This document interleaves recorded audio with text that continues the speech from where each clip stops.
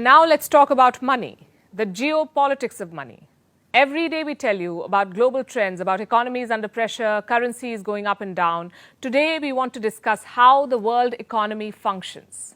You see, every country has its own currency, but every country does not use its own currency to interact with the world.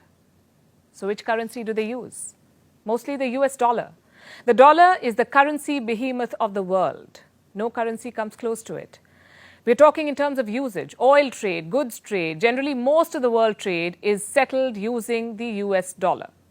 Most international transactions between countries and companies are conducted using the dollar. The dollar is also the world's dominant reserve currency. What does that mean? A significant chunk of wealth owned by countries around the world is held in dollars. It's their reserve currency. They save their money in dollars. Global financial systems will collapse without the US dollar. So will the world economy. So the dollar and the US have a lot on their shoulders. And that's not necessarily a good thing. As of 2020, the US had close to $2 trillion in circulation. 2 trillion. And guess what? Half of that is believed to have been in circulation outside America. What about the markets? Around 90% of forex trading involves the US dollar. Forex, of course, is foreign exchange. 90% of this is done in the US dollar. Almost 40% of the world debt is issued in dollars. So how did the dollar become so powerful? It all happened after the Second World War. Until then, all currencies were valued in relation to gold. So gold was the benchmark. Currency values were determined based on this principle. How do they compare with the value of a specified quantity of gold? After the war, the US and its allies came up with an agreement. It was called the Bretton Woods Agreement. Do you know what it did? It replaced gold with the dollar. So all national currencies were valued in relation to the US dollar. That's how the dollar became so important, which is why we now say that the rupee is trading for such and such amount against the dollar. Its value is determined in comparison to the dollar. And this became the trend after the Second World War. Then came the oil boom, and the oil boom led to a dollar boom. You see, the dollar has become the world's dominant currency. It became the dominant reserve currency by the 1970s. So it only made sense for oil trade to be settled using American dollars. Oil transactions were made using American dollars. This came to be known as the petrodollar system. And investors stick to it because the dollar gives them a sense of stability. And that's purely on a business level. On the government side, though, the thinking is changing. Many countries are realizing the pitfalls of being overly dependent on the US dollar. Take Russia, for instance. Before Russia invaded Ukraine, it held more than 600 billion US dollars in foreign reserves. 600 billion. The US weaponized its dollar supremacy. It froze Russia's holdings. And the US can do this with any country it wants to. This realization, the kind of power that America wields, is making many countries extremely uncomfortable. China, for instance, is skeptical. Russia, of course, has been burnt firsthand, which is why it is pushing BRICS to develop a common currency. BRICS is an acronym for a group of 5 top emerging economies: Brazil, Russia, India, China, and South Africa, BRICS. Together, BRICS have a 24% share in the global economy. They represent 40% of the world's total population. If they do come up with a common currency, a BRICS currency, it could pose a stiff challenge to the US dollar. And the dollar is not the only one. Let's talk about the euro too, the official currency of 20 European nations. Together they form the Eurozone, countries that use the euro. This region has 344 million people. The euro has one of the highest combined values of banknotes and coins in circulation the world over. Why wouldn't it? Hundreds of millions of people use the euro. The sheer size of the eurozone gives it a mathematical advantage. Then comes Japan's yen, the world's 3rd most traded currency, also the 3rd biggest reserve currency globally. 4th on the list is the UK's pound sterling. It is the world's oldest currency that is still in use. Next is China's renminbi, better known as the yuan. China wants the yuan to be used as a reserve too. It has sealed deals with countries like Russia, Vietnam, Sri Lanka, Thailand, and Japan. What do these agreements do? They allow for trade to be settled directly in the yuan.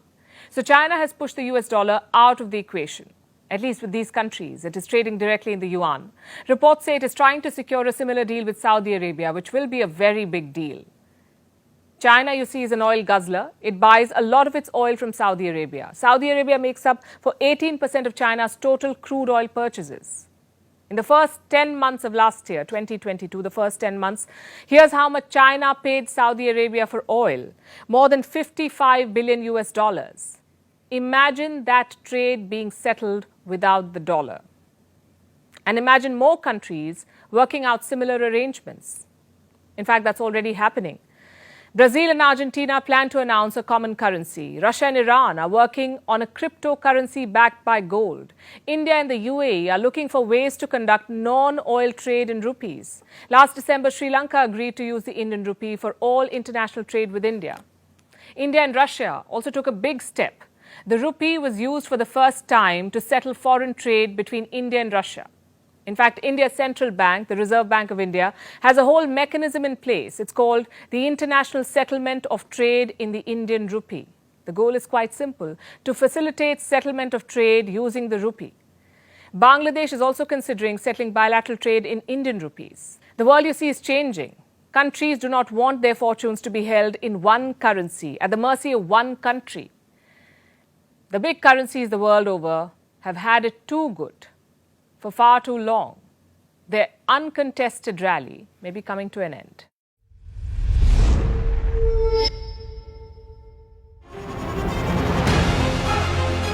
Email exchanges from inside the BBC, they talk about the risk of violating Indian laws. It's easier to rake up the freedom of speech debate, but does it give anyone a free pass to knowingly violate the law? America supports India because it needs India's support in return. And India is working with the US because it suits India's interests. This is how geopolitics works. Last night, he diffused a crisis with his defense minister. But today, Netanyahu was confronted with a new problem. His cabinet seems to have rebelled against him. The UK is looking at the Indian subcontinent to fill its coffers. That India seems to be negotiating from a position of power, like a partner and not a former colony.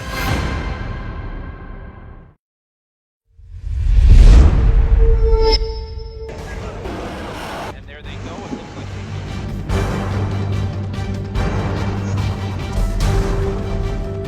The US and Russia are dangerously close to an armed conflict.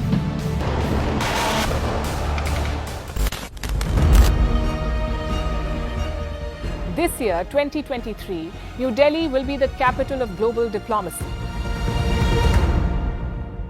For a country as diverse as ours, with 88% of the population illiterate, it was a very big deal to write a constitution, and that too, the world's largest.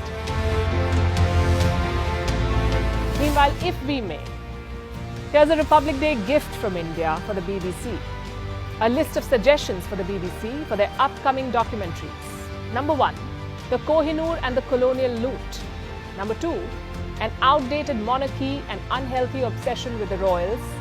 Number 3, racism in 2023. We're waiting.